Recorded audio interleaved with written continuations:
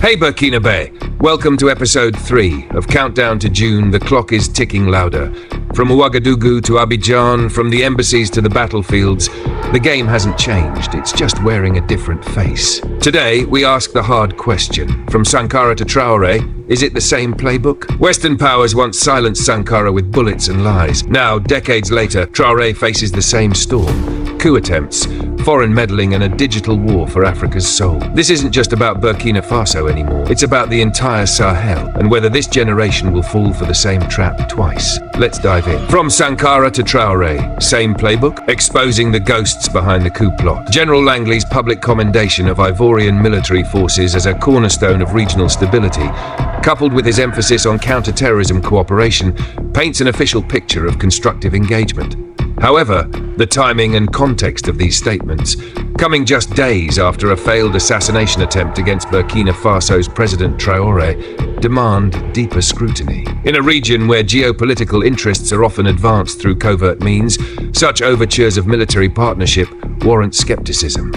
The reality starkly contradicts Langley's optimistic assessments. Despite $65 million in US counterterrorism funding to Ivory Coast in 2024, violence in the Sahel has intensified, raising legitimate concerns about whether these resources are truly combating extremism or inadvertently enabling destabilization efforts against neighboring nations like Burkina Faso. The involvement of Ivorian President Alassane Ouattara, a known French ally with a history of leveraging chaos for political gain, further darkens the narrative. His alleged financing of rebels during Ivory Coast's 2011 crisis demonstrates a willingness to exploit instability, while his enduring ties to France suggest alignment with broader neo-colonial objectives. The sudden convergence of a high-ranking US military official in Ouattara's orbit, immediately following an attempt on Traoré's life, cannot be dismissed as coincidence. Historical precedent underscores the danger.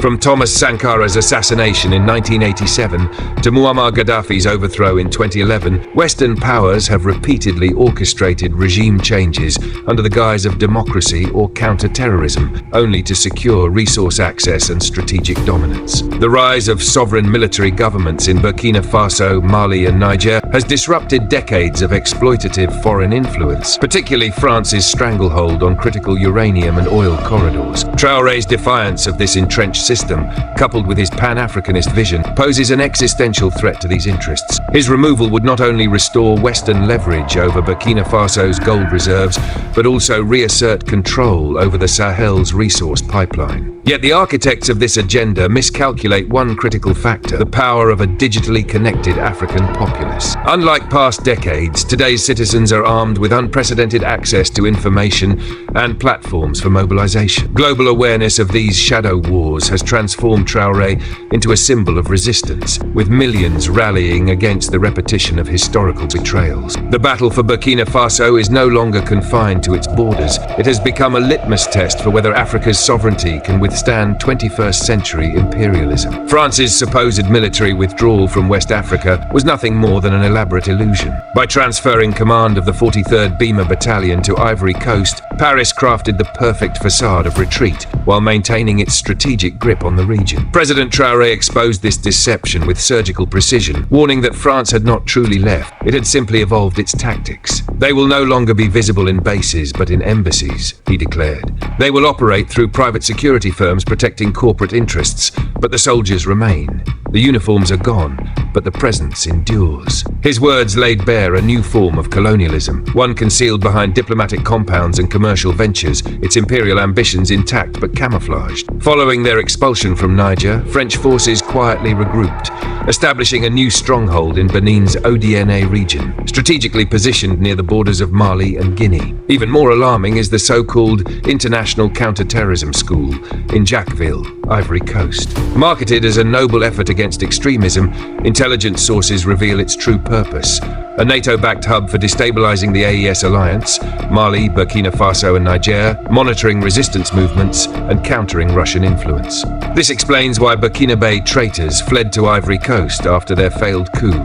It was the operational nerve center all along, disguised as a humanitarian mission. The West's counterterrorism narrative collapses under scrutiny. If the US and France, with their unmatched military might, genuinely sought to eradicate extremism, why has the Sahel spiraled deeper into violence? The answer is chilling. Terrorism is not being defeated, it is being managed. In Washington or Paris, such threats would be crushed within months. But in Africa, perpetual instability serves a purpose, justifying foreign military presence, undermining sovereign governments, and securing resource access.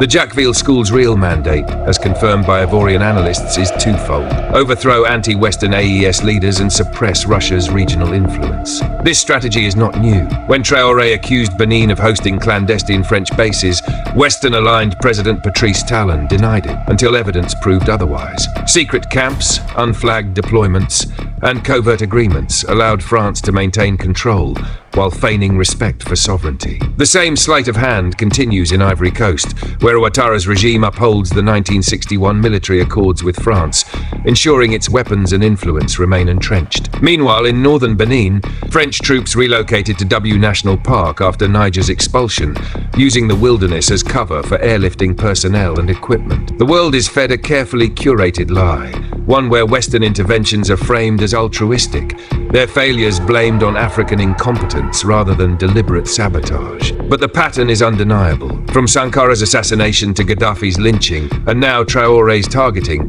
the playbook repeats. What has changed is Africa's awareness. The digital age has stripped away the West's monopoly on narrative control, exposing its hypocrisy in real time. France's empire may have gone underground, but the shadows it operates in are no longer dark enough to hide the truth.